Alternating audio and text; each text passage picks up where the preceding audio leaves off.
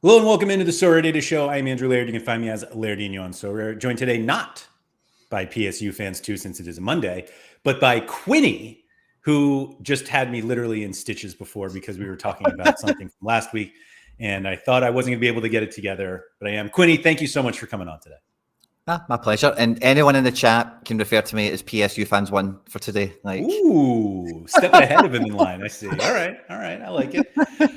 Thank you to everybody for coming in.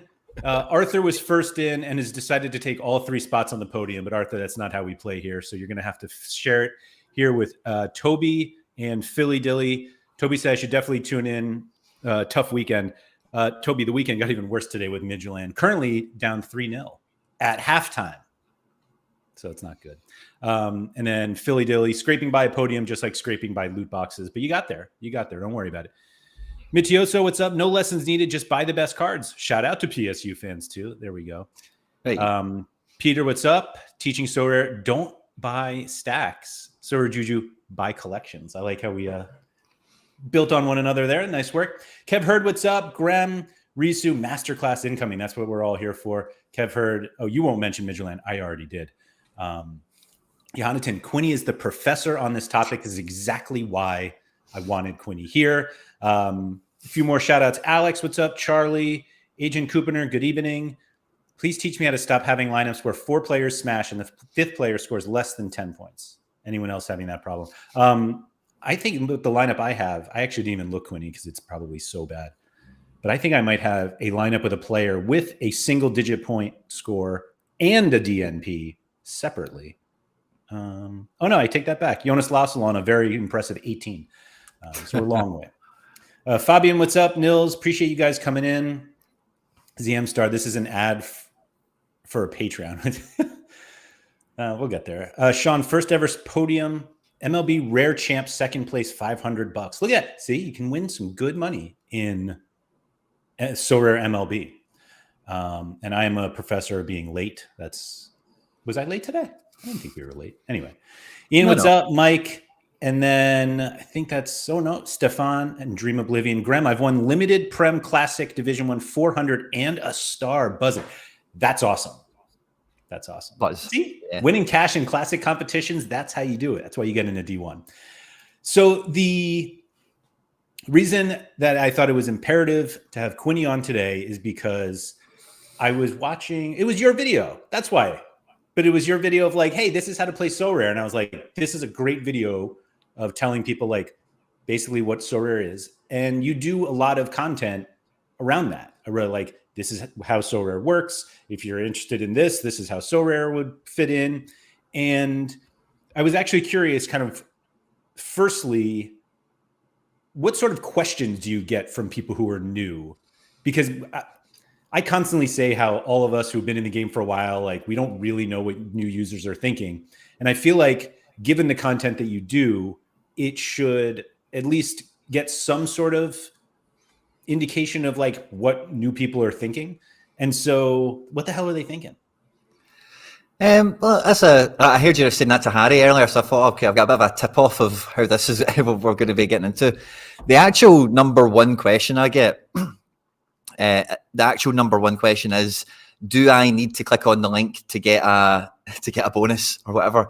So that's the actual number one question. It's obviously just signing up from the website is it's not the way it works kind of thing.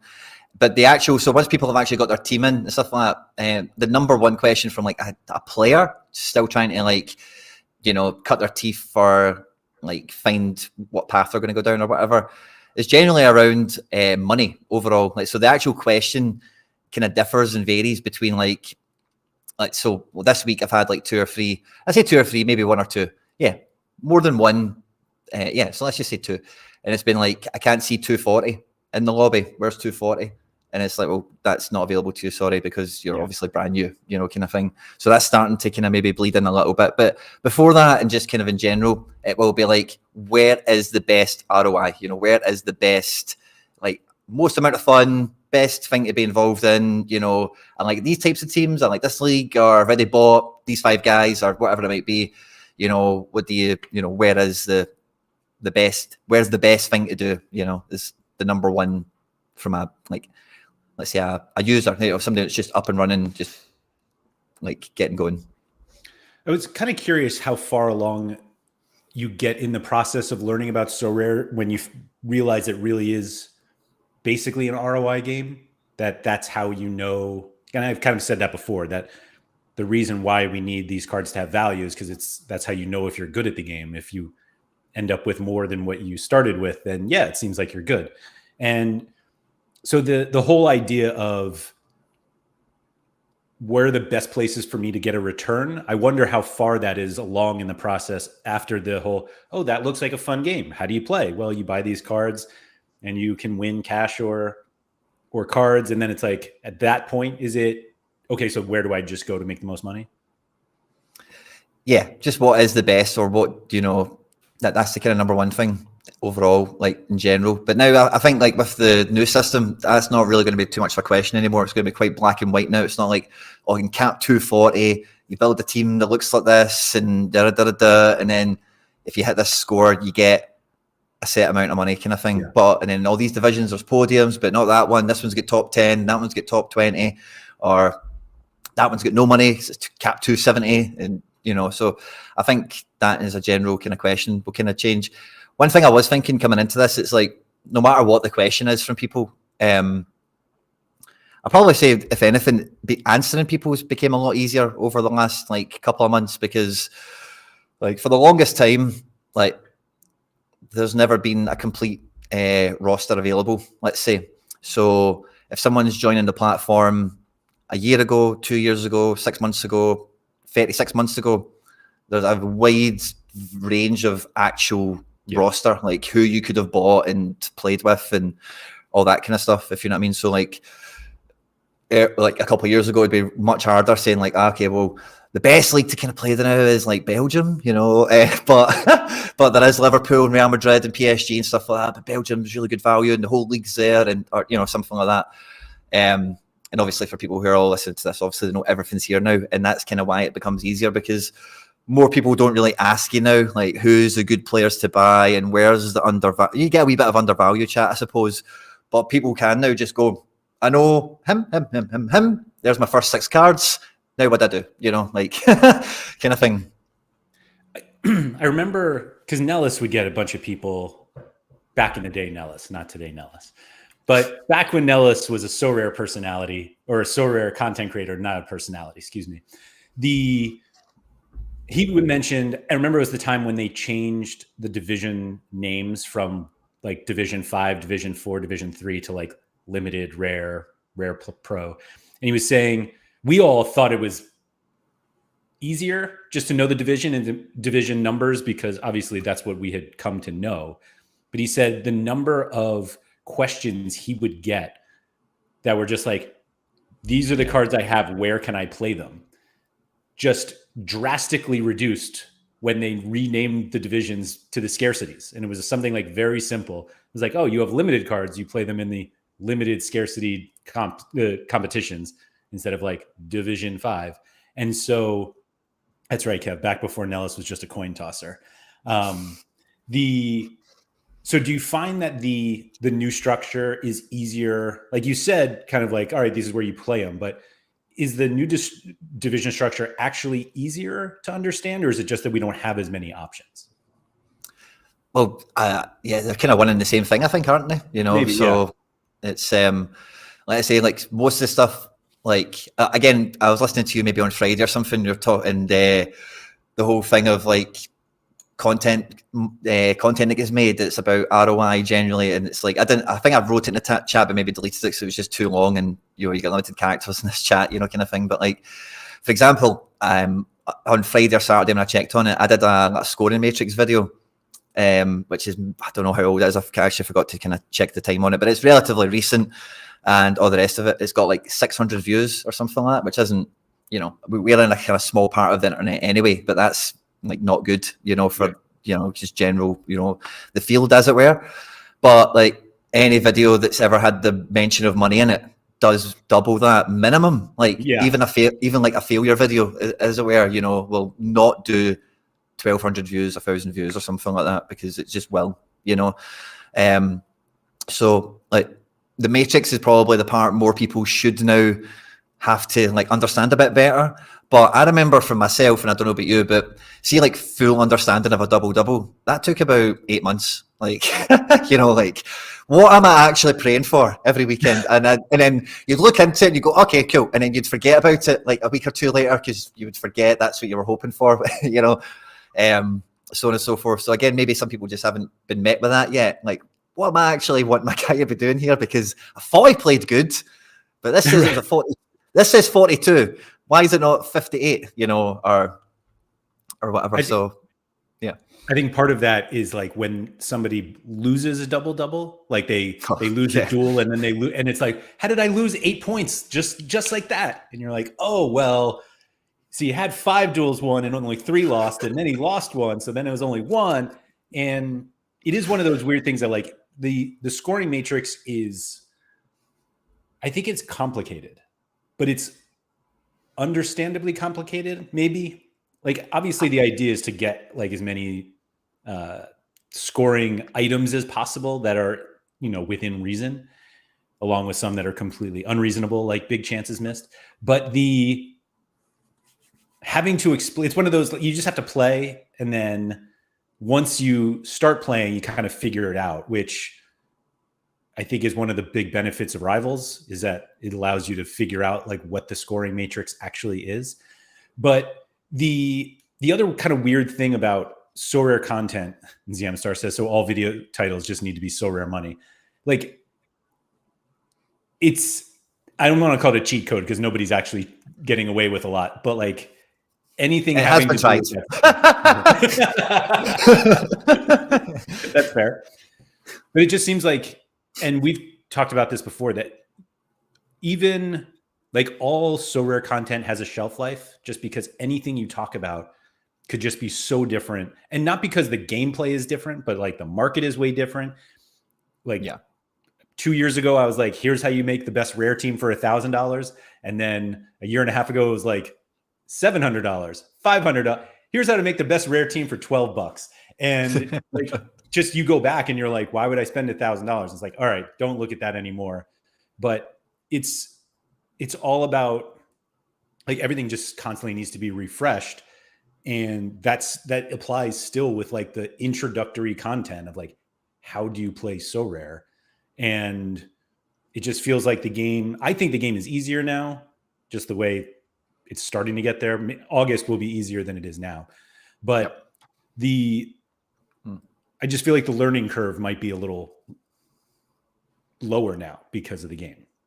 Yeah, I'm still to properly get my hands on with like the new little onboarding system. So obviously it's been kind of like watersheded from all of us. So you can't actually even really see like the ghost version of it anymore or whatever. But I've seen some messages and some threads. I can't remember where exactly. Some people that have been playing about with it, you know, actual new users that have been coming on and all the rest of it. But yeah, I do think that learning curve is like totally different now. Everything is fairly transparent enough. And again, I was thinking in preparation to coming on for this, because like, again, it's more like, I think it's just more the way I answer people, and really just what the situation is now is changed more, because it is like, fair enough, now there's still every player you could kind of hope to imagine is on the platform, but people still want to know who is actually the best player to get, who is good value for money than now.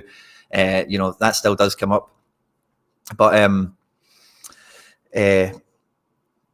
before, like you and Harry were talking about Morioka, for example, like, so, you know, up until quite recently, there was lots of Moriokas knocking about, you know, and when you've got that, you know, that kind of bottleneck on guys like him, and then obviously just the way the cards work, like 100 per year, limiteds are quite new in the overall scale of everything, maybe not as much, you know, like today as we speak, but generally, then like the pricing of things historically, like it's always been difficult for me to buy players that were just like so rare meta cards and weren't actually like somewhat like credible or could get behind their career, or, you know, like might actually make the jump, if you get me. So I think the fact that now that, like, I know you still get those cards are still out there, but like you were talking about the guy in China, Teixeira, like that rare's £100 like 6 months ago. That's not the case. You know, you just need to look at Romulo for how that used to go, you know, like it's the same guy basically, isn't it? So, so you can still get those guys. They're still out there. They still do the job. They're still not cheap, if you know what I mean, but they're not like priced alongside like these guys, and then there's more of those guys in that band. So I think like overall people can identify, oh, there's De Bruyne, there's, you know, Bellingham, there's these guys, and there's enough of them. But there's like 2 guys up there you don't know. It's interesting, you know, rather than when it's the other way around and it's like, you know, 2 guys you know and 8 you don't, and you're like, you know, why do I want to play this game? I like this line from Mike. He said, it has and always will be about the money, whether it's winning it directly or from selling rewards or making profit on cards. Yeah, again, like the money is that's the scoreboard, basically. That it allows us to know what we started with and whether we have more or less. And if we have less, then theoretically we're not winning. We're not successful in the game. Ben said, I remember watching underdog videos covering the next game week, shelf life of about 3 days. Yeah, 3 days is quite a bit, actually. Enough people watch the video, and all of a sudden those cheap underdog plays aren't so cheap anymore. What do you think about this line from Dream Oblivion? Isn't it best for new players just to build stacks? That's generally what people do. Like, people will just buy like at least the 3 guys in their team that they like, or a team they follow, if you know what I mean. So now, like I say, people will, if they're reaching out directly, either in comment sections or DMs or whatever, saying like, this is what I've done, or this is where I'm at. They've normally got something, whereas normally it's been like before, and again, this is another thing that's probably changed quite a bit. It would be like, how much do I need to spend on a goalkeeper? Like, should I buy that first? Or, you know, and again, the kind of goalpost for that has kind of changed over the years. You had commons, limiteds with 220 was kind of a bit of a thing as well. Obviously, these things are now all kind of going, but it kind of works in a different way now. Obviously, we're, you know, we don't need to get into specifically, but again, it's more. Whereas now people have, I've got like Emi Martinez and Konsa and McGinn. You know, like, where do I go now? You know, like that's kind of, and Watkins, well, something like that. You know, but like that kind of thing. And then what now? Do I play in season? Do I do go classic? What's this? What's that? The Joey was saying it may not be the best for new players to build stacks, but it's the easiest. And I think Rivals kind of pushes you in that direction. So maybe that's it. Overall, like for everyone, like the number one thing everyone wants at this game, and what I think when it comes to like this type of content and this type of, or just, you know, just the game in general, like time is the most quantifiable part in all of this for everyone that is participating in Sorare, in sense of like them, like how long it takes you to get to a certain stage, or what stages you kind of want to even achieve, are all laid out completely differently, if you know what I mean. So for myself personally, and for some of you guys, like obviously there's guys like Mike Basson here and a lot of other guys that have been here since like day dot, you know, will remember. But like for me, like this is first and foremost about, I've kind of lost my train of thought there, going to name guys in the live chat here, sorry, but it's, so it's always been about getting guys that you like, and it's about picking fixtures that you guys know as well, and depth is a huge part of this. Now, you can't own every card in the game, but there's a bunch of players out there that you can build really good strategies around, etc. But for example, the situation where, especially now, because let's say maximum, and once we get to August, right, maximum like deployment you're going to have in a region of classic cards is going to be 15 and then 3 in the classics. So what's that? 18, right? So you're going to deploy 18 classic cards into a region. That's all you need, right? But as we've seen already with how brutal some of them are, like Harry sent me a list earlier, the amount of guys that's done 100 in Challenger at the weekend, if you know what I mean. Like, so it kind of ties back into what I was saying a second ago. There's a lot of actual options out there now at a lot of affordable prices and a lot of different scarcities depending on the relative nature of it all. So if you want to consistently play this game at a high level, you need to have the ability to, you know, cycle through different cards for the fixture. Seeing the guys at home that takes penalties and this guy's away, yeah, the game's still kind of as good, but you know, the team they're playing are 6th and our team are playing 12th or something. So I'll take, you know, you've got more things then to pick and choose from. Whereas for the last like 2 or 3 years on Sorare, pre-Premier League, pre-Bundesliga, pre-La Liga probably as well, like the amount of like options were much more limited. So buying collections and buying stacks, like you've done it very well with the, I was going to say Ren perfect there, but obviously not got first owner on a lot of them, so it's not quite picture perfect, but as well as could be done in retrospect, 100%. I've got a few collections. Everyone in this chat's probably got 1 or 2 of them.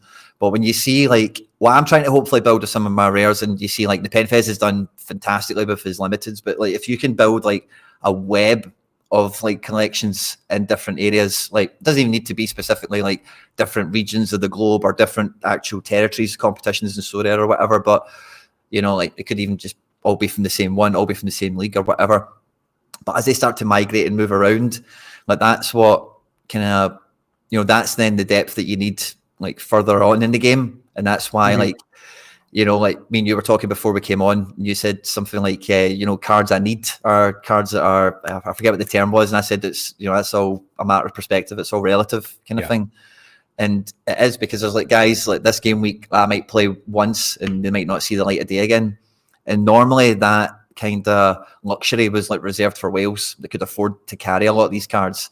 And the fact of the matter is now squad players at every level are as affordable as they've been. This is the only way to kind of put it, if that makes sense, you know. So like talking about the money and like the scales of success based on the P&L and all the rest of it, I'm totally in that boat. I live it and breathe it, and I totally agree.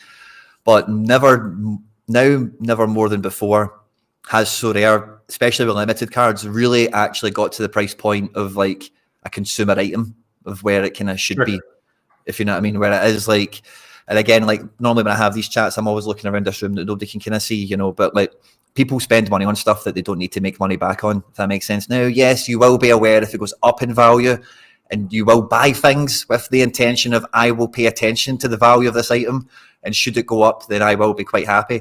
But if it went down, then I don't mind. I'm stuck with it. I've made that decision when I bought it. I've got this bit of plastic I'm keeping in a box, or, you know, this card that I'm keeping in a sleeve that's been graded, whatever it might be, a signed shirt, whatever.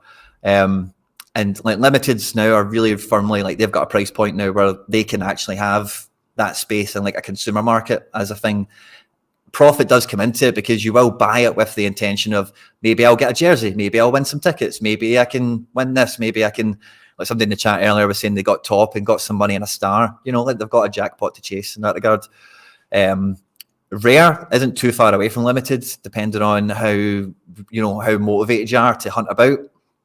But yeah, so I think like that's a part of it as well. As like before, I think because the stakes are way much higher. I say are because obviously people still hold these galleries and have these values attached to cards that they've acquired,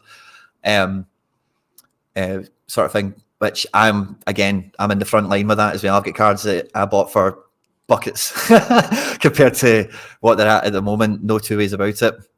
But I know with every card I bought, you know, I could say to myself, like now sitting here seeing the value of it, it's at, like at that point in time, there was no doubt in my mind I was buying that at that price to go on and try and achieve more yield, more ROI in the game, whatever that brought at that time. Was it successful or not? You could scrutinize every decision and probably come up with a chart. I've not done that yet. Everyone probably could, but that was the price of business, as it were, at that time. And then I think that's why you do see a lot of people that do regurgitate their galleries now, because like, see, as soon as you get in the dirt with like the market as it stands now, you can quickly kind of realign most of your general like standing in the game. You know, if you're quick enough and you're switched on enough, which most players are. This isn't a game generally people do play passively unless they're like Roxy and obviously get too much money and, you know, they can just go MIA and nobody matters. You know, it's just no big deal. Everyone else is pretty intent on this. They know the price of ETH back in the day. That was way more important than it is now. You would know like what clubs have came out when auctions are on, you know. So again, as much as like prices have changed and all the rest of it, I do think like a lot of people have kind of cycled through with it to the most part as well. And although like there is like gallery burdens out there, I suppose that people will probably kind of always feel. I don't think like I think. Again, this probably isn't something for new people, but it's just maybe just in the kind of vein of chat I've got here going now. But it's like, it's not something you can kind of hang around your neck as like a handicap or something to hold yourself against. You know, you need to kind of stay with what's going. What kind of held me back in the reverse, because like I said to you before, somebody mentioned it in the chat, like I sold a Morioka after winning them, like in no time flat. You know, I did not blink. Absolutely remember when that happened. Oh yeah, I did not blink because like, and that's held me back in the game. Like I've not been gamified enough to go out and just keep that Morioka. I mean, I won 2 Grimaldos. I've won tons of stuff like that where it's like, you know, Grimaldo, maybe some of these guys had the kept and stuff. I was just like, I was maybe targeting something else and sold and traded or did a bit of withdrawals or whatever. But I've, to the detriment of myself, kept quite a consistent strategy, which is now kind of just what people will do, I suppose, and it is like just more like the guys that you like more than just the guys that are like flavor of the month. Because I think like you need guys that you're going to own now, much more. Speaking of things that we just buy and we'll never see them have much value. So I bought this card, Santi Cazorla Jersey Mint. It was just like, I'm never using this card. It's gonna just sit in my gallery forever. But it totally fell in that category of like, I'm just gonna buy this and I'm just gonna hold it forever, and it's just a thing I own now. And so it is there in rares. I was trying to find your Morioka sale. I remember when you won it. Here it is. It was for finishing like 7th or something. It was a good win. It wasn't like a podium or anything. Yeah, maybe like 11th. Like it wasn't anything mad. I think he maybe just had a wee, not a great. I don't think he was injured or anything at that point, but maybe he came off a wee sand patch. A wee couple of 42s or something. I'm going to try to find it here. What did I say? Oh, wait, I'm not sharing this so nobody can see it. It was November 9th. So like somewhere around here. 3rd. Is it on this side? 19th. 11/9. There it is. Hey. So I remember you sold this and you were like, the idea that a rare card could be worth that much money. I remember you were like, that's crazy. Like, I'm not going to use this card as much as what I'll get out of it. So I'll just sell it, which I think might have been the last time you were okay selling a reward like right away. Well, to be honest with you, it depends on the reward. Like I do have a lot of reward romance, but it is normally like if you actually look at how many rewards I've got left, because I've had to be very agile since they announced all these changes, because I was firmly at the top of the list of disadvantaged as a result of the moving of the fences and all the rest of it. So I've not got anywhere near as many of them as I used to. And so I've actually won a few cards this season, but I quite like Goretzka rare, Kubo rare. They were good fun. But it really needs to be like I think if you win a guy that you really like, that's selling it, especially now with the way the prices are in the market, unless it is a runaway card where it just goes into the stratosphere for some reason, you could probably keep it and sell something else that you maybe not as attached to. There you go. This question from Mike earlier: is there a similar period of time that you find people who asked you questions from the scratch stop asking questions? Sort of like how long before people feel like they can take the water wings off? It's weird because I think more people, when like if anyone actually reaches out directly or leaves a comment, I think it is more just like a specific thing. It's just like, maybe they've not found the answer in the video, maybe they've not found the video, maybe it's just they've seen me on Twitter or something and they've just thought, I'll just ask him and see what he says. But it's not often it becomes like a proper conversation. Like that does happen, often enough, I suppose, but it's not like the norm, where it's a back and forth for like a week or a couple of days or something. So it's kind of hard to say, to be honest with you. I think most people kind of feel like, I think the thing with football fans, that any football fan that will play this game, everyone will open an account thinking I'm going to win. I know, I know more. That's everyone's. I know best. Everyone's got that. If you're going to play a game like this, no two ways about it. To some extent, might not be the leaderboard, might be the market. I'll be too smart. I'll be smarter than you, or whatever. But everyone's got something like that coming into it. So I don't think people. Yeah, I think they do a lot of homework generally. This is just becoming a question hour, which I'm perfectly content with. So you said, how often do you tell someone they're just heading in the complete wrong direction? It's probably so. That used to happen a lot more. So like again, if people would just buy like cross-region players that were all kind of naff and not all-star capable or something, that kind of thing would happen. Or, maybe an under-23 guy that ages out in the turn, of the season, as it were, or something. But nowadays, like normally if I've had that conversation with people, it's because of the change of stuff, if you know what I mean. And I do tell people quite a lot, like, like this is not good enough to win stuff. So options are do this and do that. On like the member section on my channel when we do like gallery reviews and stuff like that. So like I'd kind of, I've got no problem doing that. I see it quite often, to be honest with you. But it's the wrong direction has always been quite a subjective thing. And what I would consider to be like the like what's always been my kind of response. I kind of tried to say this earlier in a really bad way and maybe lost track, but like I've always said to people, buy guys you like first of all. Like, see, to get your first, buy 5 and get 1 free, or buy 5 and get credit, whatever it is. Buy guys that you're actually going to like. Like that Santa Corzola is an easy one if it's cheap. You know, you just, hey, who cares? Like, you know, like 20p for a limited or whatever he's going to be. You know, 5 pence or something. Like I've got a Nakamura card, first owner from like first season J League, like 41-year-old, never played him in SO5 ever. Don't know what level he's at or anything. I never ever see him in training, obviously, or anything. But so yeah, before that's maybe not meta, and that's not maybe before like the best thing people should do should be like, oh, you should really scout and find this next guy who's, you know, is L15, is not telling the true story, and do this and do that and all the rest of it. You'd maybe win a card quicker doing it that way and all the rest of it. But I've always been of the opinion, like as I said, number one thing, the wrong direction is only if you're buying guys you don't know anything about, you don't like, you don't watch, you can't then get invested in. And I say that in the footballing sense, because you know, it's the best thing about Sorare Twitter is when you see like a full collection and it's like either like an actual fan done their thing, or when you see it like as an adopted fan from somewhere else and it's like, oh, I've totally bought in with this team and I've got all their limiteds, or I've done this, or I've done that. So yeah, that kind of is, I think, you know, people who have mentioned collections and stacks and all the rest of it, I think that should be and is kind of now the foundation of what everyone's play is going to be, like a little cradle of what they like. Sometimes you just fall in love with a football club in Denmark. It just happens sometimes. Yeah, totally. ZM Star said, being a new player is very freeing at the moment, given the little investment needed to play 2 scarcities.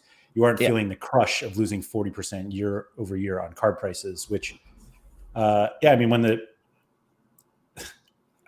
funny enough, PSU fans too would go the opposite. It was like, yeah, there's no pressure because like the stakes are so low. Like that's how he looks at it. And, but it's kind of the same point of just that.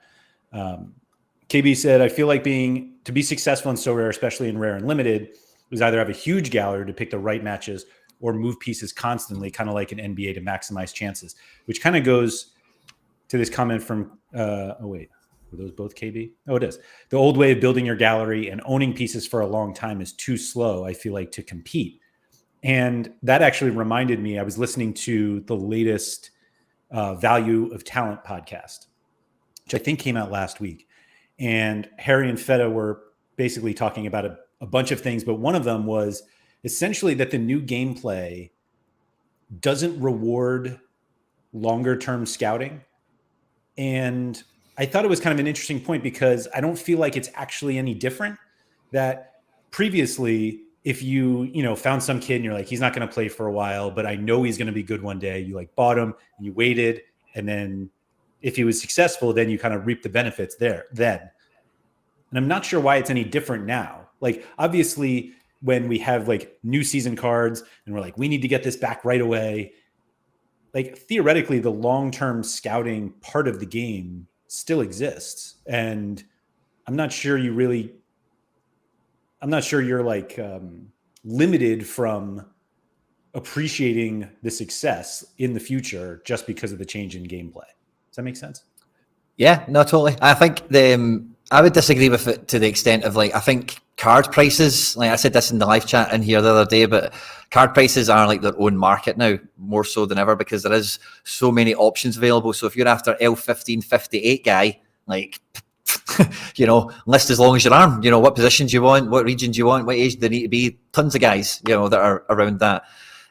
So the difference between like a guy that will step out market-wise and be different, is the potential for it is still there, but it needs to be like much more of a Bellingham kind of rise, or like, obviously we've seen it, I suppose, did Tchouameni have pre-Real Madrid cards? I forget. Yeah. I think he had Monaco cards. We've seen some guys, obviously Bellingham had Dortmund cards, but maybe like a guy like, those types of guys, when you see them go right to the top and actually be world class, like those are the scouts, those are the ones that you'll probably want to pay off.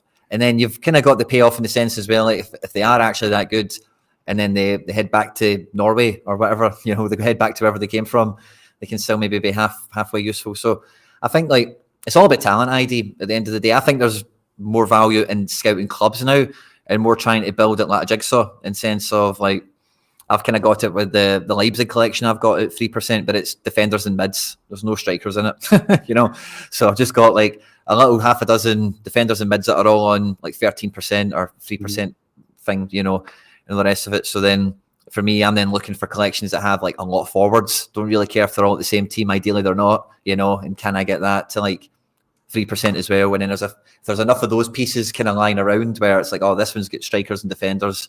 That one's got this, goalkeepers are here, whatever. Because the price of squad players are so, like, especially at Rare, like, say limited to keep it kind of, somewhat neutral to everyone listening. But even at Rare, like squad players that are good, but not like standouts, like are 18 quid, 20 quid and stuff like that. And if you can pick your battles enough, like I was saying this on some content on my channel recently enough, but if you look at my Sociedad collection, I've got it up to 200 points. There's another like maybe 20 points in the post, another 30 points in the post. So I'm up to 230, and that's with 5 cards because of like instant buy. Also, I won the Take Kubo. Zakarian's a jersey number. So those things kind of, got me started, as it were. But the other 3 guys are off instant buy, and where like Pacheco was £6, Traore was 17, Becker was 20. So me getting like a Sociedad collection, for example, to 3%, as it were, doesn't need to be that many cards, doesn't need to be that expensive. And depending on like the jigsaw, the tapestry you're trying to, kind of weave together, depends on, it'll then dictate how many cards you want to pull out of a club, and then how many you can kind of lock together. Are they in the same league? Are they across champion Euro or whatever? You can get quite messy with it. And that's kind of what I'm messing about with at the moment. And that's, again, kind of back to what we're saying. Like if you just forget Sociedad team, if you just buy like 5 or 6 of them, whichever one is kind of doing now to start themselves off with, like that's a base. Like you can build a team around, no problem at all. So many more people have, like they're not going wrong. It's kind of like, well, I've got 3 guys I really know about, and maybe I bought one random guy because I seen him on Football Manager. That's kind of, what more people are, because the roster's available there now, the full Prem's there, the full Bund, they can do that. And the prices are where they're at now, where it's not ridiculous, to think about the tier 2 guys. So to go back to a thing, I'm disappointed that you used Tchouaméni as your example and not Camavinga. I said Camavinga. I said them both in the same breath. Yeah, Camavinga, Tchouaméni. Yeah. I'm sorry, I heard Camavinga. The thing I liked about this is that you brought up your Sociedad collection, which has Hamari Traore, and I have my Ren collection here, which also has Hamari Traore. Here he is. But I'll tell you the reason I bought Hamari Traore specifically for my Sociedad collection is because I know he was the Ren captain. Like it was quite the shock that he left Ren to go to Sociedad, which is a kind of lateral move, like standing wise, it's not like any different really. It's pretty much the exact same. And I love that. I love like he's not the captain at Sociedad, but he's a captain. He's that type of guy, if you get me. So, scouting like is always going to play a part in it. Yeah, no. And so a few people have been talking about that, the whole like longer term scouting. Andy was saying it's different in terms of longer term scouting because you lose the in-season value of the card when it finally becomes good. But I think that's why you need first owner. That too, but also I think it's just there's not as much of an in-season premium on guys that nobody wants. Yeah. And you're ideally getting them, not when nobody wants them, but when fewer people want them, the premium is not there. Because if they're not good scorers now, there's no reason to pay a premium for an in-season card because it's not actually, you're not going to get that back. And so KB said old Sorare was more forgiving to compete. You can't make mistakes anymore like you used to, which I think it's actually the longer term stuff.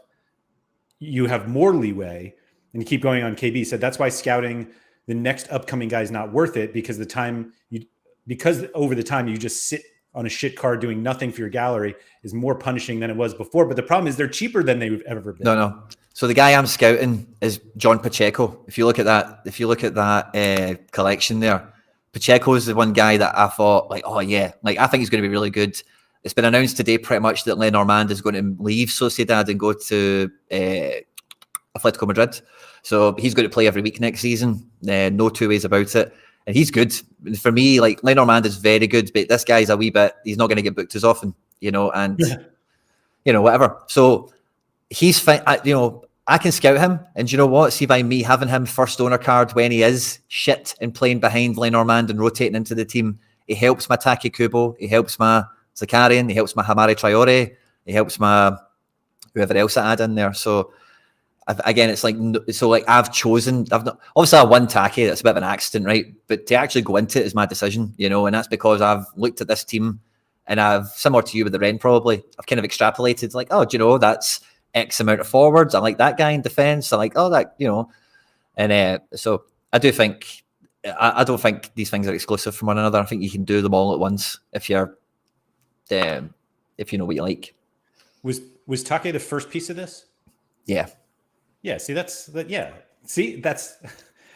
Sorare's trick right there. These are 4 cards that Quinny would have never considered buying, but he gets this Take Kubo and he's like, what else does Sociedad have that I might want? Philly Dilly brings up the point that once the player becomes good, his supply is 2 to 4x more. But again, like your buy-in price is so much lower than everyone else's, and your XP is probably much higher by the time they come good. I don't know. Charlie said talent ID is so underrated on Sorare. That's why the top Sorare managers have a conveyor belt of players going from DNPs to starters. McBride always has a goalkeeper or 2 coming out of the woodworks, which somebody mentioned, Mike. That's because he has 700 of them, which is fair. Thank you very much, Peter, for the kind words on my Ren collection there. It's a good one. Peter also says, I think this week is a slight overreaction with the scores too. Sure, it's harder, but lots of recency bias. It always happens. We always think that. Well, these regions they are going to have. Game is over. They are going to have like their own identity, these regions, and I think like what you've seen in Challenger this weekend, is like the apex kind of situation where it's like there is like 12 guys there that will get 100. Yeah. Can you get one of them into your team? And then who are you surrounding them with? And that's the fight you're having. And that's probably going to be a recurring characteristic of that division because of the teams in the leagues that are in it. That's not going to change next season. It's not going to change the season after, Contender is maybe a bit hard because it's so busy to really get a flavour of something yet. Maybe take a bit longer. And Champ is just Champ, isn't it? It's not really changed. Do you think that this is totally different here? So I was thinking about the whole PSV smashed, and then who was the other one? Galatasaray for this game week, and like everyone's like, "Oh, the scores are so high." Do you think once, or maybe it's already happened because like All Star feels a bit neutered, but when those types of lineups are not destroying All Star, which is where like we all used to play, does it almost not feel that bad? Because you're like, oh, well, they're not touching champion. They're not touching contenders. Like the cards that I have in these other regions are unaffected by a PSV smash. I meant to make that. See, we're talking Morioka. Like, see now, you don't even need to know about Morioka. You don't even need to worry about him. You don't need to crop on the leaderboard and go, who the fuck is Morioka? And heal and, and who's that bald guy up front, You don't need to do that anymore. So like the people that go to Champ are a wee bit protected from that. So you like, I don't see when I see all the moaning about that. Like, see, being a Celtic card owner, like that's why I've never played regions, because that was the region, was Celtic versus these guys every week. And thankfully it's not that anymore, which in theory should be better, but I've not really seen it yet. Yeah, Celtic need to get the finger out. So like I don't have any sympathy for the simple fact that like these teams are smashers. Like it's not like a new phenomenon. Like they are top of their divisions, they're winning leagues, and they've had big scores collectively. That's why people have these collections in place. So it is brutal. But again, this channel's not any different. Like it's quite obvious when you look at Classic, like it is going to be do or die for winning cards. I know it's like you want to get a D1 and you want to do all the rest of it, but like it's so busy. Like you need a good team. Like there's no like getting fluky now is like you fluke into a great score. It's not like, oh, I got 375 points and I got a tier 3. Like, that's never happening again, period. Unless it's out of a box, that's where that happens now. Whereas I say before, that's what used to happen. You go, oh, cool, got a reward for 360. Go me, Or your Harry trades. That guy always seems to get a reward with like 200. Yeah. Kev Hurt said, I've started a Benfica collection from winning a João Neves. Actually, that's not how you say his name, but anyway, in a box. Love that about Sorare. I mean, the number of people who have started collections because of rewards it's so high, and it's like putting in that collection bonus just made so much sense for them. Like it was Haber when he won. Did he win Mignon? I forget which piece was first. But then all of a sudden he was like, I think I'm just going to get an AC Milan collection. And it's like, that's a lot of cards that you were never going to buy. I think he did. Yeah, I know he had two, but did he win one and that was his second mic then? And then, I don't know. I remember he won the. I think he definitely won something to kick him in, I think. Yeah. And then they had the celebration cards out, and Teo Hernandez had one, and he's like, I'm getting that. And then it was like, oh, now I have those. Let me get this and this and this. And yeah, that's how they get us. At what point do the collections become a question for new users? I don't really think I've had any collection-based questions. Yeah, in terms of like how does it work or how? No, nothing. I think it is like I said that I have seen the onboarding for like the first time you open the website. So I've done it before for the last tutorial or whatever. And the collection thing, it is like spoon-fed. Like, and you know yourself when you look at your collection, tells you where the points are, tells you the wee 90-day chart. You can kind of see the thing across the top. Yeah. And then Sorare are quite good. I really do like the fact that the badge is like the signifier. Like if you get the badge, then you're in the club for anything they might throw out there, So whether that be at rare, super, like if you see all the criteria that they lay out, the wee badge position is generally like where you're in or you're not in kind of line is. So yeah, I think it's quite easy to grasp for most people, to be honest with you. I think people see the value on, like, especially people that are maybe like Premier League fans or teams of just bigger ones in Europe, that aspect of like with your rent collection, once they migrate across Europe, like you might have a great team this season, but that's then going to be hopefully maybe like 3 players that go to the top, and you can then build a better team around them in due course because they're going to have a good career. Yeah, maybe there are guys become bit part and just run-of-the-mill guys, but you'll have a few guys that you believe are going to kick on or stay at your team and have lots of success there, depends on who it is we're talking about. Halogen says, I'll never understand this. Why would you rather sell the reward and buy a collection you actually wanted? Like, I feel like rewards on Sorare expose you to things you didn't know you wanted.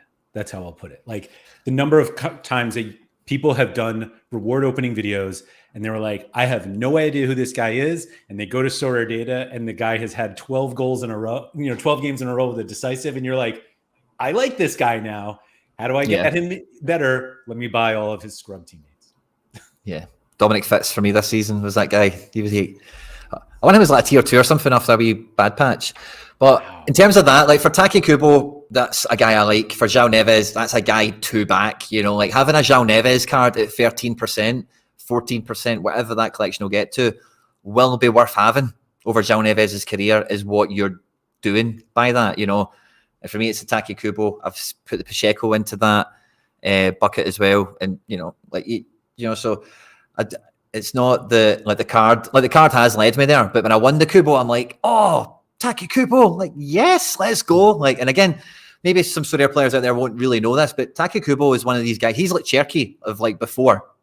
Cherky, he was like at Barca and Real Madrid at like 12 and stuff like that. And he's been in Spain like his whole life, basically, So he's like, and he's Japanese, so there's a mad fanfare around him, being from the Far East and all that. So, like, it's never probably a card I'm going to buy, but it's a really hard card to sell. And then when I've got it and he wins stuff for me and he's doing really good, and then I'm just scrolling on the auctions and I'm like, oh, there's a jersey number, Arsene Zakarian. I love Arsene Zakarian. Why don't I buy that? There is a lot of that. The whole like, Zakarian was on the bench, not playing as well. So say that he's barely not dead at this point. He's still kind of dead, but he's maybe showing some promise. So yeah, anyway. And this is like more of a conversation I've had with Gator Guy and like Nep a little bit, but like it just opens up a totally different avenue of enjoying the game. That it's not all just like, let me get all of the pieces that just like give me the best lineups, but like you're actually getting some periphery pieces. Collecting is kind of fun, and those periphery pieces will give the cards that you do play a little, a few more points in each competition. So, yeah. Mike Basson said Taki Kubo's timeline could well follow Odegaard's, which Quinny would sign up for that. And if you had a Odegaard card at level 20, 3% collection bonus, and then he moves to Arsenal and does all this stuff, you'd probably be quite happy that you got a John Pacheco for £6 3 years ago, or whatever. It's not, and even if he has like an L1542 guy, like who cares? Like, at that point, it's like, it's all kind of interwoven. There was another comment that caught my eye there, but I've kind of missed it there. The Saudi League one it was. I think the Saudi League, like, I've got no idea, but I would be very surprised if this whole moving of the fences, because like I said before, the whole point of you don't need to know Morioka. The worry about the Saudi League always was, they just game bust. And it's just like, they rule every division that they're in, and then they're the best rewards, and then maybe it turns the game upside down a little bit. But now they just get chucked in contender, and then maybe you see them in special weeklies when it's like Asian Champions League and stuff like that or whatever, but it's not the same danger to the game as what it was before. So I think the Saudi League is way up for marketing, way up for partnerships, way up for like getting into the football team somehow, getting into the club. So I'd be surprised if there wasn't, a deal to be done there or something. I'd be very surprised, to be honest with you. But I know that like from when it first came up and all that, they were like the kind of vibe that came out from them, even publicly, and even just whenever you talk to them, whenever I would speak to them, it was just like, no, it definitely was not anything they wanted to wrestle with at that point in time whatsoever. So I don't think it is something they're going to rush into or like, oh yeah, we need to go and do that. Like, don't get me wrong, but like, I'd be very surprised if now that contender shelter is there, they don't just go, why not? Let's get Ronaldo back on the market, like. No, thanks. I want no part of it. Connor said trying to get out of season collections to a high score is painful. First owner is so important. So I learned that lesson on this Ren collection, that I just paid so much more for like jersey mints or one-ofs.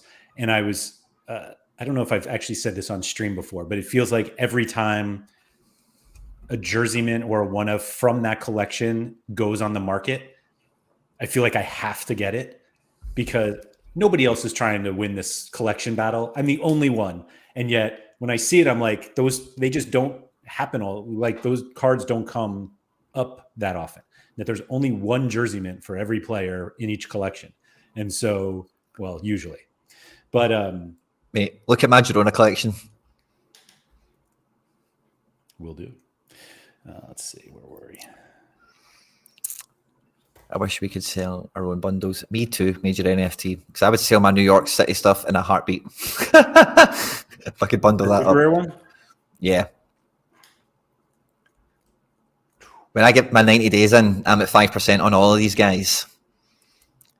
And I've got number ones. I've got some jerseys in there as well. Yeah. And just what you're saying there. That's hard on super rares. Yeah. Well, like I don't know. I kind of find the one-offs were a wee bit easier for like the NAF guys. Maybe, you're right. It's like nobody cares about them anyway. Jersey numbers are obviously a wee bit squeaky to get, but Tati, look at that. Finally, we've got to stick with the guy. You've got to stick with the ones you believe in, Laird, until they come good, And then I'll have an NYC Tati at 15%. I'll have a Girona SR Tati at 15%. Be multi-layering it up. I will say, God, that's a beautiful card.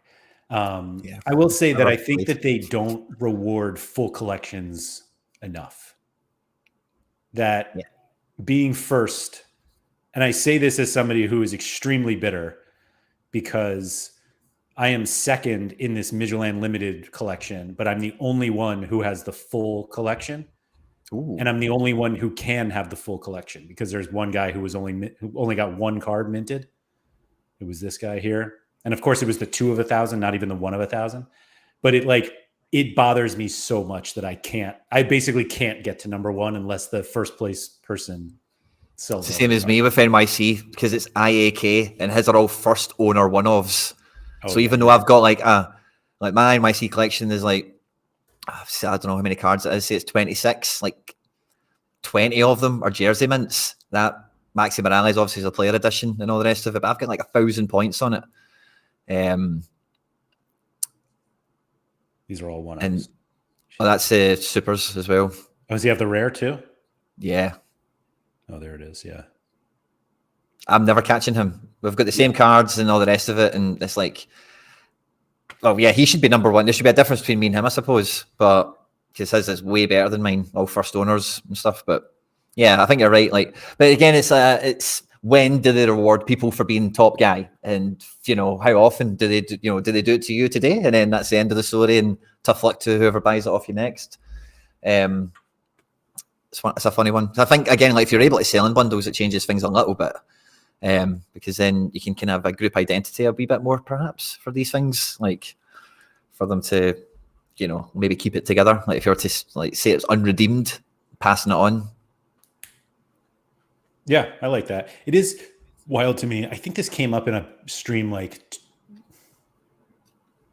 I don't want to say 2 years ago, but it might have been that long, that they changed something. Maybe it wasn't that long ago, because when they introduced the secondary market fee, and everyone's like, oh, that probably means they're going to let us do like more things on the secondary market, like be able to like sell a bundle nothing.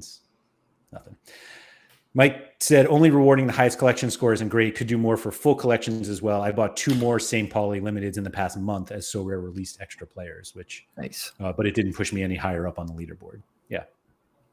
The bummer for me with this Ren collection, and I didn't do it to like get a jersey or to get all this other stuff, but it did seem like they have ignored older collections in favor of the new ones. That it's like they refuse to give a 2021 Ren collector a 2023 jersey.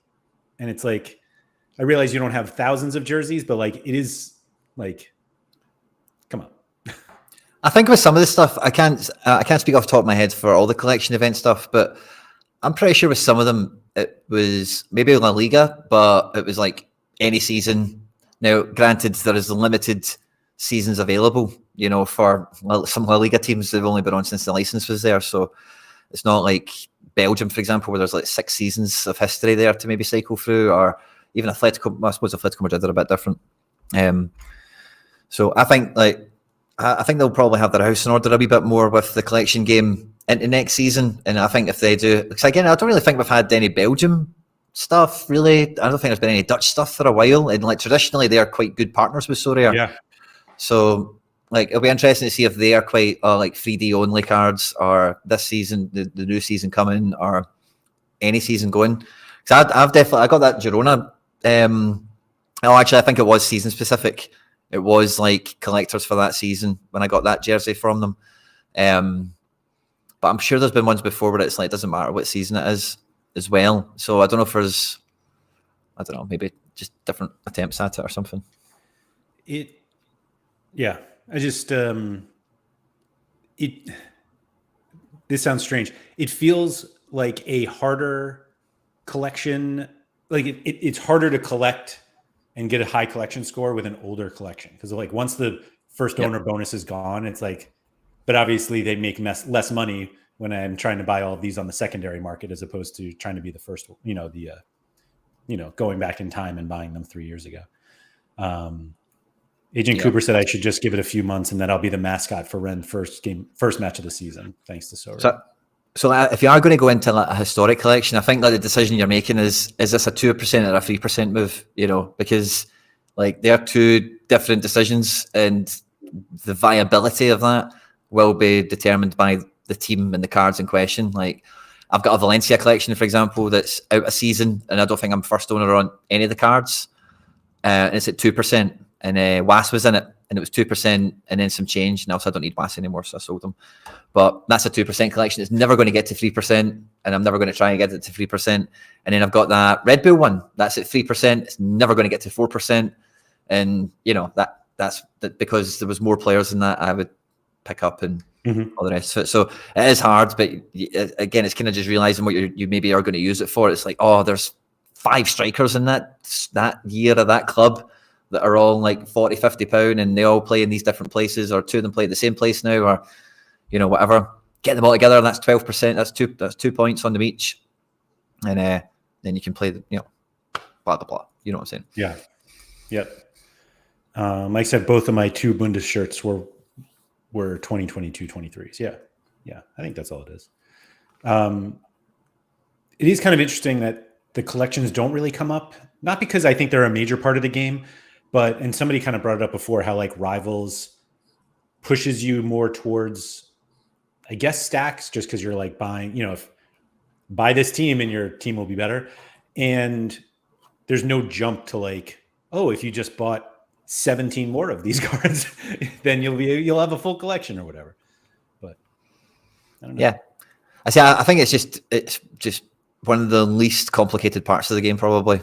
Like, I don't think anyone really needs too much of an explanation around it. Like, I've got a video about XP and explaining how XP works and where all the different places it comes from. If anyone's watched that, that's maybe the only kind of theme around it that is maybe like, oh, why is your guy 15%? Like, or why is this guy 12%? It's maybe just that. Like, how's the breakup of all the percentages come across? But I think once anyone, like you say, once they buy the first card and they see because that's what it takes you as well. Even when you win a card, you see what it's like. You click on the notification, it takes you to the book, and it shows you the collection and then the cards you've just won or bought or whatever. And then I say everything's kind of there, especially if you're on desktop. So, it's not something I actually noticed, to be honest with you, until you asked me. But yeah, I think it's probably amongst the easier things to grasp in terms of just the lay of it.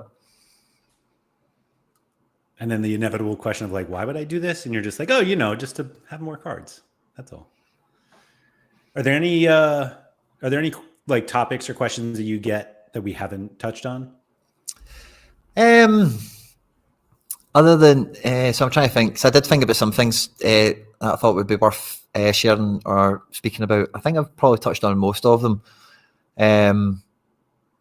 It's more just, I say the main thing I'm kind of dealing with now, unfortunately, is like kind of the same thing we've always been dealing with. And it kind of feels like we're past it, but in reality, we're not quite there yet until August. But it's like forecasting. It's like, what will happen when? Or what do you think will happen when this happens? And when to do this and when to do that? And all the stuff that, like, you and me have been pretty consistent on. Like, histrionics of a lot of this stuff is, you can't hold it with a great degree of value in your decision making on, like, price was X at this point before and equals Y the now or whatever, because the Sorare market is just like every day's a new day for it. Every day there's another card on it. Every day there's a change in the price of ETH and different amount of users, and everything else is just moving independently of one another. So it's so hard to put much stock in to say what's gone before to keep continuing as a fact.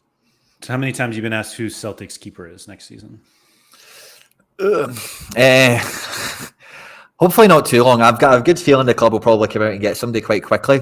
I say this on my channel anyway. So it's not much of a secret or whatever. But like, there's a list of 10 keepers that we've went for. We've all like reached out to like the clubs and the agents and said like we are interested.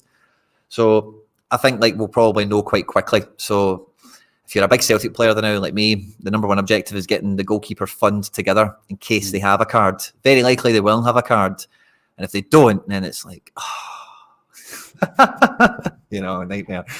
Want to be a guy with like 120 rares. Cool. Yeah. And like just go and get 2 of them and it's no big deal, Just hoarding them. Yeah. We'll see. All right. I think we touched on everything I wanted to get to. Because I really don't talk to that many like new users. I feel like the people that reach out to me for help, and those are who don't just like come to the streams and find out, but it's more like, this is what I did. I now know it's wrong. What should I do now? And that's very different than, oh, I haven't done anything yet. So how do you get started? So appreciate that insight, Quinny. If anybody... so anybody who's watching this, particularly after almost 65 minutes, nobody here is that new. But go over to Quinny's channel, subscribe if you haven't already, Quinny 3001, become a member, join me. It's been, what did I say on stream the other day? 2.5 years. And look at me now. Here I am. No, Quinny, thank you very much for all of that. Thank you everybody for coming. And what's on your schedule for this week over on your channel? I've got some rewards. Got some rewards for tomorrow. I've maybe got myself into a wee couple of cards, So got some rewards to do tomorrow. I watched some football over the weekend, so some videos about that. Top North London derby, Villa Chelsea. And for all the Celtic, oh, by the way, this is probably the best place to say this. I hope you're all still here, right? But if any of you do stack Celtic or buy any Celtic cards, me, quite often McBride and a few other Sorare community aficionados, as it were, do like Celtic content on a channel called Celts Are Here, all one word. There's normally a live stream, Sorare Celtic Supporters Club it's called, and we normally just try and pick the team for the weekend and chat over what's going on or whatever. There's other content there as well all the time. But if you do buy Celtic cards, like, you should definitely drop that, subscribe, and just watch out for, you know, any pre-game week videos, and then all your Celtic questions can be answered, and I don't need to, and you don't need to think about, oh, I hope I catch the live stream to see what he's saying or see what's going on, you know. So yeah, Celtic card owners. Speaking of live streams, though, Quinny does the deadline stream before every weekend game week. It starts 2 hours before, goes all the way to the deadline. He does it with Harry Trades. Highly recommend that show. Even if you don't think you need the information that comes up in there, there's every single game week, something pops up and everyone was like, thank God this show happened so that I knew that information. So definitely check that out. Like I said, it's over on Quinny's channel Quinny 3001. I would just like set the alarm so that it goes off. I do say this to Harry every week. I'll say it to you because you're here. I usually can't catch the first like few minutes. So if you could always just keep any relevant information until like 10 minutes in, that would be greatly appreciated. Roger. Yeah, Legion FT, save me some DMPs. Yeah, it's really, really helpful. So everyone check that out. Anyway, Quinny, thank you very much. Good luck with everything. Everybody, if you could please like, subscribe, all that good stuff. Shout out to this guy right here. And we'll see you around. Ah.